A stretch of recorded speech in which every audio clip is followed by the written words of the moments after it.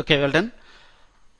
இப்போ overloaded functions அப்படின்ற C++ல ஒரு ப்ரொவிஷன் இருக்கு.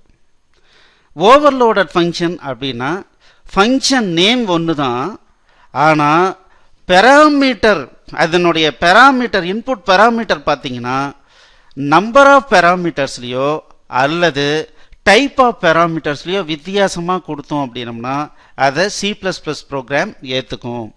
சரி, இதை எப்படி ஒரு சின்னதாக ஒரு ப்ரோக்ராம் போட்டு உங்களுக்கு நான் சொல்லி கொடுக்குறேன்.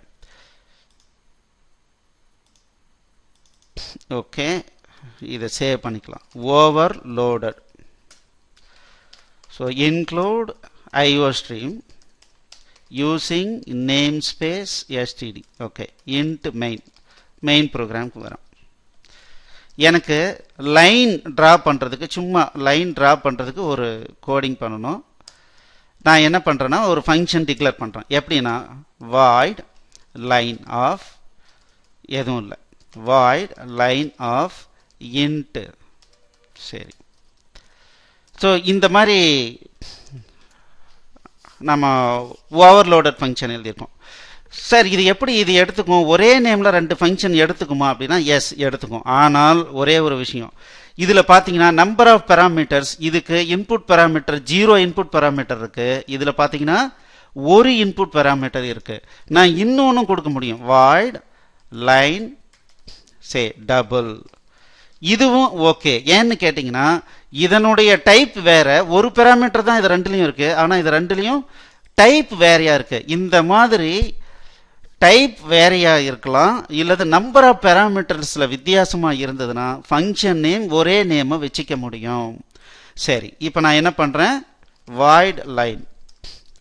சும்மா இந்த லைன் ஃபங்க்ஷன் என்ன பண்ணணும்னா int I for I equals 1, I less than or equals say 50, I plus plus.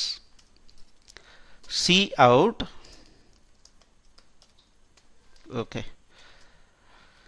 அவ்வளோதான். எனக்கு என்ன ஆகுது, வெறும் லைன் அப்படின்ற ஃபங்க்ஷனை நான் கால் பண்ணேன் அப்படின்னா ஒரு எப்போவுமே லைன்ன்றது நியூ லைனில் ஸ்டார்ட் ஆகுதுன்னு வச்சுக்கலாம். நான் என்ன பண்ணுறேன், \n கொடுத்துட்றேன். அப்போ நியூ லைனில் start in new line. So இது பார்த்தீங்க அப்படின்னா இந்த கமெண்ட் பார்த்தீங்கன்னா ஒரு ஸ்பெஷல் கமெண்ட். இந்த கமெண்ட் பார்த்தீங்கன்னா நம்ம ஸ்டேட்மெண்ட்டுக்கு பின்னாலேயும் யூஸ் பண்ணிக்கலாம்.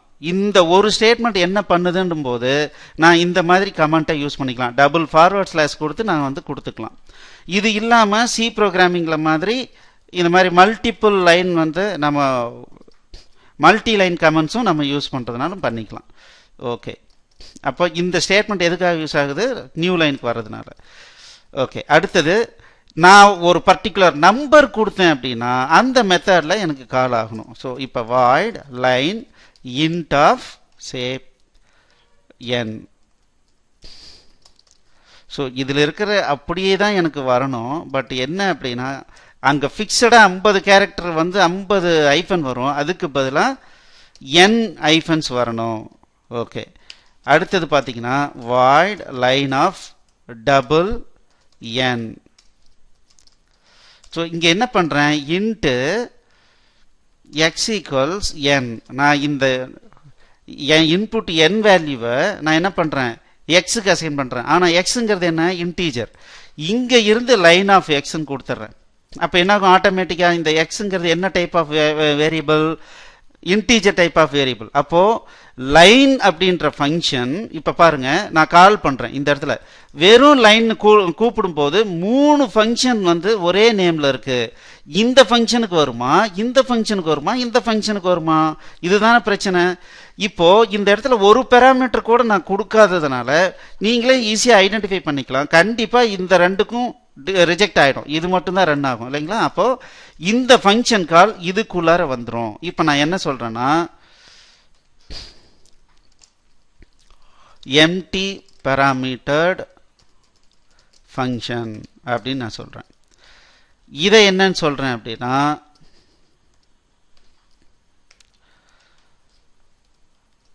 இன்டீஜர், நமக்கு புரியணுங்கிறதுக்காக இந்த மாதிரி கொடுக்குறேன், இன்டீஜர் parametered function அப்படின்னு சொல்கிறேன்.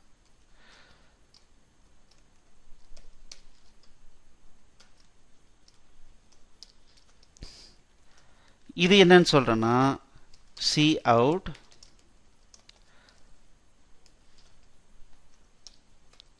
double parametered function. ஓகே, இப்போ நான் இந்த மாதிரி கால் பண்ணியிருக்கேன். Line of 10, line of 12.0. இப்போ கிளிக் பண்றேன். இப்போ ரன் பண்ணா என்ன நடக்குதுன்னு பாருங்க. ஃபர்ஸ்ட் டைம் எது கால் ஆயிருக்கு, இந்த 3 ஃபங்க்ஷன் ஒரே நேம்ல இருந்தாலும் எது கால் ஆயிருக்கு, empty parameter function. Empty parameter ஃபங்க்ஷன்ல 50 ஹைஃபன் டிஸ்ப்ளே பண்றதுக்கு உண்டான லாஜிக் எழுதியிருக்கேன். அதனால எனக்கு என்ன ஆயிடுச்சு, இது 50 ஹைஃபன் வந்துருச்சு.